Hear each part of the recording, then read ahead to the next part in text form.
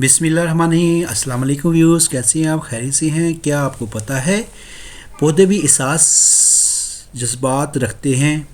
जब उनको तकलीफ़ होती है वो रोते हैं। जी हाँ, पौधे बेजान एशिया में से हरगिज़ नहीं हैं, बल्कि वो जज्बात में रखते हैं और इसका इज़हार भी करते हैं कि लेकिन इंसानी कान की मदूद समात इन आवाज़ों को सुन ही सकती।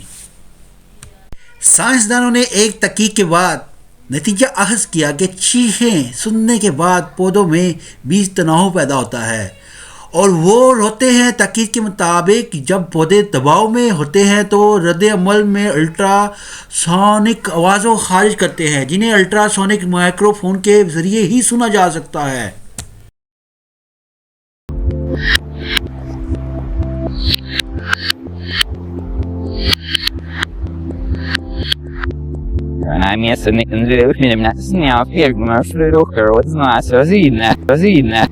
दुनिया में पहली बार तिल ऐब यूनिवर्सिटी के महकीन ने पौधों की तरफ से आने वाली मुख्तलिफ आवाज़ों को रिकॉर्ड और इनका तज्ज़िया भी किया।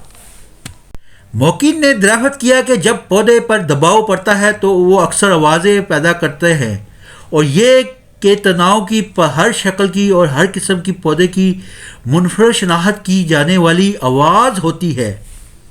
तिल ऐब यूनिवर्सिटी की एक नई तहकीक के नताइज के मुताबिक इंसानी कानों के लिए नाकाबिल समात होने के बावजूद चमकदार चूहों और अशरात अलार्ज और समेत मुख्तलिफ किस्म की मखलूक़ात इन आवाज़ों को पता लगाने की काबिल होती है जो पौधों से पैदा होते हैं। पौधों से खारिज होने वाली इनकी आवाज़ें इनकी हालत के बारे में आगाह करती है, जैसे इन्हें कोई चोट लगी है या जड़ों को पानी दरकार है। टमाटर तम्बाकू के पौधे इस तरह रोने की सलाहियत का मज़ाया करते हैं।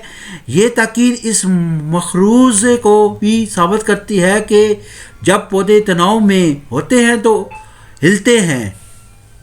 इस वीडियो की डिस्कशन चलती रहेगी। मेरी वीडियो को लाइक करें, शेयर करें और आइकॉन को क्लिक करना ना भूलेगा ताकि आपको बेस्ट इन्फॉर्मेशन हमेशा की तरह बेस्ट इन्फॉर्मेशन देता रहे।